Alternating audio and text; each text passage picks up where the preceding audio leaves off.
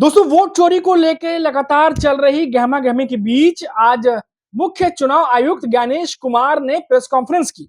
जी हाँ दोस्तों, राहुल गांधी और कांग्रेस इंडिया गठबंधन के तमाम नेता जो आरोप चुनाव आयोग पर लगा रहे हैं, उसको लेकर के ज्ञानेश कुमार ने अपनी सफाई पेश की। हालांकि उनकी सफाई जो है गले से नीचे उतर नहीं रही है। चलिए डिटेल से बात करते हैं कि उन्होंने क्या कहा है। और जैसे ही उन्होंने राहुल गांधी को लेकर ये बात कही कि राहुल गांधी जो कुछ भी कह रहे हैं उसको लेके हलफनामा दे हफ्ते भर के भीतर, नहीं तो देश के सामने माफी मांगे। इस पर अब कांग्रेस का रिएक्शन भी सामने आ गया। कांग्रेस ने ज्ञानेश कुमार की इस प्रेस कॉन्फ्रेंस के बारे में क्या कहा है वो भी आपको बताऊंगा। और साथ ही साथ जिस तरीके से कांग्रेस ने चुनाव आयोग को घेरा है, इसकी गर्मी बीजेपी को भी महसूस हो रही है। इसीलिए शायद आज प्रधानमंत्री नरेंद्र मोदी भी आज इस मामले पर बोलने से खुद को रोक नहीं पाए। उन्होंने क्या बोला वही बताऊंगा, लेकिन सबसे पहले शुरुआत करते हैं ज्ञानेश कुमार से, जिन्होंने आज प्रेस कॉन्फ्रेंस की।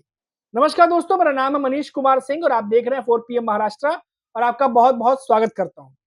मुख्य चुनाव आयुक्त ज्ञानेश कुमार ने कांग्रेस नेता राहुल गांधी के वोट चोरी के आरोपों पर आज प्रेस कॉन्फ्रेंस की और हमला बोलते हुए कहा कि 7 दिन में आरोप लगाने वाले जो है, हालांकि नाम नहीं लिया उन्होंने कहा कि आरोप लगाने वाले हलफनामा देना होगा जो आरोप लगा रहे हैं, नहीं तो देश के सामने माफी मांगनी पड़ेगी। बाकी कोई तीसरा विकल्प नहीं है। उन्होंने कहा कि बिहार में 22 लाख मृत मतदाता पिछले 6 महीनों में नहीं बल्कि पिछले कई सालों में मरे हैं। हालांकि इसे रिकॉर्ड में दर्ज नहीं किया गया। चुनाव आयोग ने राहुल गांधी से 7 दिनों के भीतर हलफनामा दाखिल करने या अपने आरोपों के लिए देश से माफी मांगने के लिए कहा है। अब ये बात जैसे उन्होंने कही, उसके बाद कांग्रेस की तरफ से रिएक्शन भी सामने आ गया। हालांकि चुनाव आयोग को लेकर राहुल गांधी के आरोपों पर मुख्य चुनाव आयुक्त ज्ञानेश कुमार ने कहा या तो हलफनामा देना होगा या फिर देश से माफी मांगनी पड़ेगी।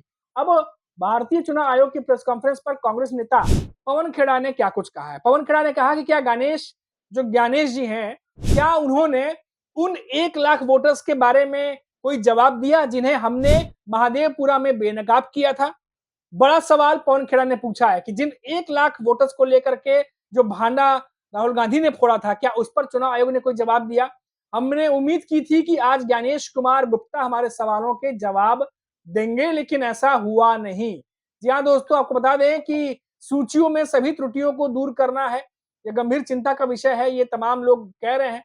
लेकिन जिस तरीके से राहुल गांधी ने चुनाव आयोग को घेरा है दोस्तों, ये अपने आप में बहुत बड़ा मामला बनते जा रहा है। आपको याद होगा कि जब राहुल गांधी ने प्रेस कॉन्फ्रेंस की थी तो उस दौरान राहुल गांधी ने कई सारे डेटा दिखाए थे। कई सारे डेटा जो है चुनाव आयोग के डेटा से मैच नहीं कर रहे थे। इतनी मोटी किताब, आपको याद होगा, पूरी पुस्तक खोल के रख दी थी, जिसके बाद चुनाव आयोग लगातार निशाने पर आ गया। आप देखिए सोशल मीडिया पर भी अगर आप मोबाइल चलाते हैं तो जाकर देखिए, चाहे वो बीजेपी के ही पेजेस क्यों ना हो, चाहे वो प्रधानमंत्री नरेंद्र मोदी का ही पेज क्यों ना हो, लोग वहां पर भर भर के रिएक्शन दे रहे हैं। और जिस तरीके से कांग्रेस और राहुल गांधी ने बीजेपी और चुनाव आयोग को घेरा है, अब ये लड़ाई लंबी चलने वाली। बिहार में भी सासाराम में राहुल गांधी ने फिर से महाराष्ट्र के चुनाव को लेकर के निशाना साधा। किस तरीके से 1 करोड़ वोटर्स बढ़े उस पर भी बात कही है। और चुनाव आयोग गोल मटोल जवाब जो है इस प्रेस कॉन्फ्रेंस में देता रहा है। हालांकि आपको याद होगा राहुल गांधी लगातार एक बात कहते रहते हैं कि हमें वीडियोग्राफी क्यों नहीं दी गई, वीडियोग्राफी हमें प्रोवाइड क्यों नहीं किया गया। अब पहले जब राजीव कुमार हुआ करते थे तो उन्होंने बोला कि इतने सारे वीडियो हैं कि 8 घंटा रोज देखें तो पता नहीं कितने साल लग जाएंगे, ऐसा कुछ बयान दिया था इस बात पर।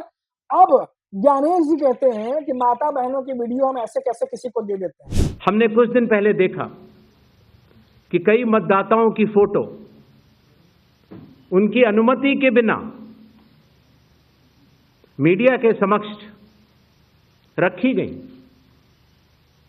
उनके ऊपर आरोप लगाए गए, उनका इस्तेमाल किया गया। क्या अपनी माताओं, बहुओं, बेटियों सहित किसी भी मतदाता की सीसीटीवी वीडियो चुनाव आयोग को साझा करनी चाहिए क्या? अब लोगों ने ऐसा तीखा कमेंट किया दोस्तों कि मैं आपको बता भी नहीं सकता। इस तरीके से ज्ञानेश कुमार को ट्रोल किया और इस तरीके से ज्ञानेश कुमार को बातें लिखी हैं लोगों ने।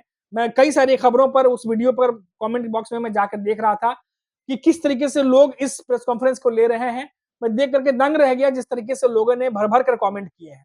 अब देखिए दोस्तों, राहुल गांधी, कांग्रेस जो है, पूरा इंडिया गठबंधन इस मामले पर चुनाव आयोग को आड़े हाथों ले रहा है। चुनाव आयोग प्रेस कॉन्फ्रेंस में तो कुछ भी कह सकता है, लेकिन सुप्रीम कोर्ट के सामने ऐसे बयानबाजी नहीं चलेगी। सुप्रीम कोर्ट के सामने तो दलीलें दी जाती हैं, तर्क दिए जाते हैं, सबूत दिए जाते हैं, तभी बात मानी जाती है। अभी तो चुनाव आयोग से ज्ञानेश कुमार आए, उन्होंने कुछ भी बातें कही, आधी बातें इधर, आधी बातें उधर, और गोल-मोल बातें दे करके घुमाकर चले गए। वो सारे सवाल जो राहुल गांधी पूछ रहे थे, जैसा कि अभी पवन खेड़ा ने कहा कि जिन 1 लाख वोटरों की बात की थी, उस पर भी कोई जवाब नहीं आया। जो जवाब आए, जो राजीव कुमार पहले कहा करते थे, शब्द बदल गए हैं, पर कहानी वही है। तो ये बातें जो है तस के तस बनी हुई है। लेकिन कांग्रेस ने जो घेराबंदी की है दोस्तों, इसकी एक गर्माहट जो है वो बीजेपी भी महसूस कर रही है। अभी हमने देखा कि कहीं खबर भी छपी थी और कई जगह पर बयान भी कई लोग बता रहे हैं कि पीएम मोदी, जो प्रधानमंत्री मोदी हैं, उन्होंने भी कहा कि इस मामले को लेकर के कि जो हार जाते हैं तो बार-बार ईवीएम का रोना रोते हैं, ये बीजेपी हमेशा से कहती रही है। और तो और जनता का जनादेश भी अभी कांग्रेस समझ नहीं पा रही है, ग्राउंड लेवल से छूट गया है, ग्राउंड लेवल इन्होंने छोड़ दिया है, जमीनी चीजें इनको नहीं दिखती हैं। ये बातें अब ये मोदी कह रहे थे, बीजेपी के नेता भी ये लगातार कहते रहते हैं कि ईवीएम को रोना रोते रहते हैं। लेकिन दोस्तों अब जो बात हो रही है, ये अब एक अलग लेवल पे जा चुकी है। एक अलग लेवल पर ये बात पहुंच गई है। जिस तरीके से ये 16 दिन की पद यात्रा है दोस्तों, बहुत कुछ बिहार में बदलने वाला है। आज जिस तरीके से राहुल गांधी पहुंचे, जिस तरीके से आज तेजस्वी यादव वहां मौजूद थे, कई अन्य नेता थे, ये इसकी धमक जो है वो महसूस सभी कर रहे हैं। भले बड़े चैनल्स ने इसको ना दिखाया हो, भले गोदी मीडिया ने इस खबर को उस तरीके से प्रमुखता से ना दिखाया हो, क्योंकि राहुल गांधी खुद कह चुके हैं कि अगर मुझे दिखाने लगे तो शायद मुसीबत बढ़ जाएगी सबकी। तो ये तमाम बातें जो है ये सामने आई हैं। लेकिन आज दोस्तों सबसे ज्यादा जो चर्चा का विषय रहा वो ये है कि आज अतवार है, संडे है, और संडे के दिन चुनाव आयोग प्रेस कॉन्फ्रेंस करता है। आज ही के दिन हमें देखा पीएम मोदी इनॉग्रेशन करते हैं, उनका भी संबोधन होता है। और आज ही के दिन ठीक उसी समय 1 घंटे के भीतर-भीतर 2 से 3 बजे के आसपास सब कुछ हो जाता है। इसमें राहुल गांधी का भी संबोधन होता है। और अब आमने-सामने राहुल गांधी और कांग्रेस आ चुके हैं। माफ कीजिएगा, राहुल गांधी और चुनाव आयोग आ चुके हैं। चुनाव आयोग ने जो बातें कही है, पवन खेड़ा ने पलट कर उसका जवाब दे दिया है। अब राहुल गांधी संबोधन कर रहे थे, अब जब वो मीडिया से बात करेंगे तो चुनाव आयोग पर वो क्या कुछ कहेंगे, इस पर हमारी नजर बनी रहेगी। लेकिन इतना जरूर है कि जो भी प्रेस कॉन्फ्रेंस हुई है, राहुल गांधी इस पर क्रॉस क्वेश्चन करने वाले हैं, ये बात साफ है।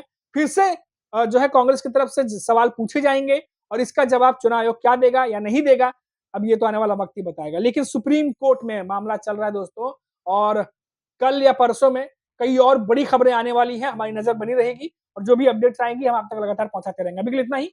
आप देखते रहिए 4 PM महाराष्ट्र। नमस्कार।